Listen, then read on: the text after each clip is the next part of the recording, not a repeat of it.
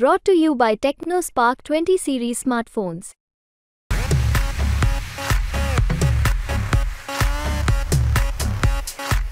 लोकसभेचे पडघम वाजू लागलेले आहेत आणि लोकसभेमध्ये राज्यातच नाही तर संपूर्ण देशाचं लक्ष लागून आहे बारामतीच्या लोकसभा मतदारसंघाकडे। आणि काल या ठिकाणी एक अशी घडामोड झालेली आहे ज्या ठिकाणी अजित पवारांना त्यांच्याच परिवारातील त्यांच्याच काकांनी कटघऱ्यात उभं केल्यासारखं झालं। श्रीनिवास पवार यांनी अजित पवारवर हे करत की अजित पवारांनी हा निर्णय घेतला, या निर्णयाच्या सोबत आम्ही नाही आहोत, आम्ही पवार साहेबांसोबत आहोत। या संपूर्ण विषयावर बोलायसाठी आपल्यासोबत आहेत राष्ट्रवादी अजित पवार गटाचे प्रवक्ते आणि आमदार अमोल मिटकरी सर, काल जे श्रीनिवास पवारांनी जे वक्तव्य केलं, त्यांच्या पत्नीने जे वक्तव्य केलं त्यावर काय बोलाल? पहिल्यांदा तुमची चूक दुरुस्त करतो नेहमीप्रमाणे। अजित पवार गट नाही, राष्ट्रवादी काँग्रेस पक्ष।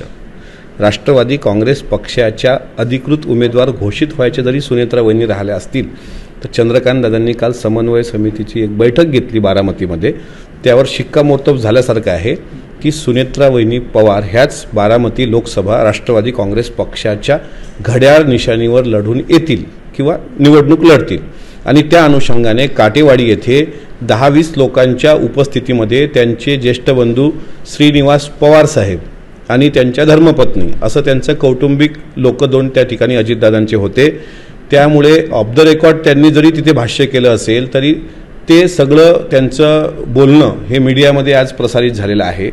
आजपर्यंत तुम्ही किंवा मी श्रीनिवास पवारांना राजकीय आखाड्यात कधी पाहिलेलं नाही।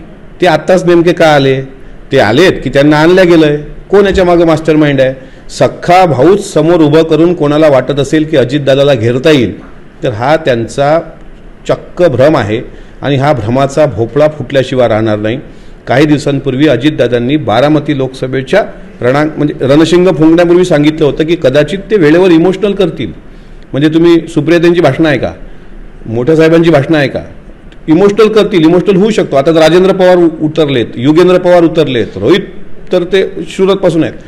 त्याच्यामुळे पवारच फक्त त्या परिवार बारामतीचा त्यांचा समर्थक आहे घरातले आणि बाकीचे नाहीत असं जर असेल तर 2.25 लाख मतांनी अजितदादा विधानसभा निवडून आले नसते। आज बारामतीची सर्व जनता लोकसभेमधली, मग तो पुरंदर तालुका असेल, इंदापूर तालुका असेल, खडकवासल्याचा भाग असेल, हा सर्व भाग अजितदादांच्या पाठीशी खंबीरपणे उभे असताना आता श्रीनिवास पवारांची एंट्री झालेली आहे। याच्यामुळे तिळमात्र फरक पडत नाही। दादांच्या भाषणात होतं की कदाचित माझा परिवार माझ्या विरोधात उभा राहील, त्यावेळेस बारामतीच्या जनतेने मला साथ देणं अपेक्षित आहे आणि बारामतीच्या जनतेतला प्रत्येक समाजाचा कार्यकर्ता हा अजितदादांच्या पाठीशी परिवार म्हणूनच आहे। जीवाचं रान करू। मग श्रीनिवास पवार आज रणांगणात आलेत का तर हरकत नाही। कुरुक्षेत्रावर जी अर्जुनाची मनस्थिती होती तशीच द्विधा मनस्थिती आज अजितदादांची झालेली आहे की घरातलेच लोक विरोधात गेलेत, पण त्या श्रीकृष्णाच्या रथावर, अर्जुनाच्या रथावर श्रीकृष्ण होता, आज अजितदादा त्या रथावर आहेत। त्याचं नेतृत्व बारामतीची लोक श्रीकृष्ण म्हणून करतायत आणि बारामतीची जनता उत्तर देणार आहे। लोकसभेच्या मैदान आणखी काही फारसं लांब नाही, त्याच्यामुळं आम्ही हे बघू की समोर द्रोणाचार्य आहे, कृपाचार्य आहे, भीष्माचार्य आहे, दुर्योधन आहे की शकुनी मामा आहे की कौरव किती आहेत, कौरवाला साथ देणारे किती आहेत। आमच्या दादाचे बाण त्यावेळेस योग्य चालतील। मग तिकडे कर्णही असला तरी इकडे अर्जुन आहेच। त्याच्यामुळं कुरुक्षेत्राचं मैदान अजितदादा मारून नेतील। चाहे किती घेरण्याचा प्रयत्न करा, कितीही तुम्ही असं सुडाचं राजकारण करा, याचा तीळ मात्र काही फरक याच्यावर पडणार नाही।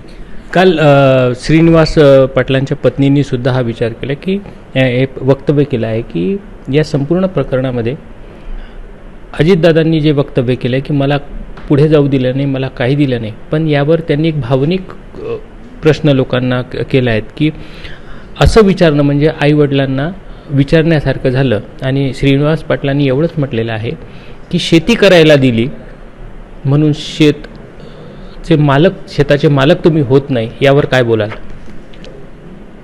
भावनिक वातावरण तयार करून या लोकसभेमध्ये मतं खेचण्याचा हा केविलवाना प्रयत्न आहे।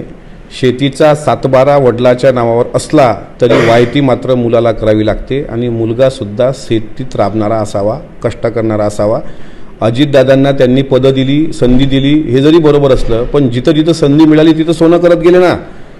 1992ला लोकसभेच्या पोटनिवडणुकीत संधी दिली, रामविलास पासवान नंतर सर्वात जास्त मतदारांनी घेतली. त्याच्यानंतर तुम्ही 94ची निवडणूक, 99ची निवडणूक, 2004ची निवडणूक, 2009, 2014, 2019 2.25 लाख मतांनी नरेंद्र मोदीजी नंतर निवडून येणारे एकमेव अजितदादा या भारतामध्ये आहेत. का? कारण जनतेने विश्वास टाकला, त्या विश्वासाचं सोनं केलं. संधी पवार साहेब होते ना सोबत, त्यावेळेस पवार साहेब होते सोबत. मग पवार साहेब सोबत होते आणि आता पवार साहेब सोबत नाही म्हणून काही फारसा फरक पडतोय असं नाही. जनता सोबत आहे ना. पवार साहेब सोबत होते बरोबर आहे, पण जनता पण सोबत होती. आज जनता महत्वाची आहे. अजितदादांचा परिवार हा केवळ पवार परिवार नाही, तर बारामतीच्या लोकसभेमधला प्रत्येक नागरिक, तो मराठा असेल, धनगर असेल, मुस्लिम असेल, 18 पगड जाती, हे सर्व त्यांच्यासोबत खांद्याला खांदा लावून आहेत. त्याच्यामुळे कोणी असलं नसल्याचा काही फरक पडणार नाही. अजितदादा ही लोकसभा निवडणूक जिंकतील.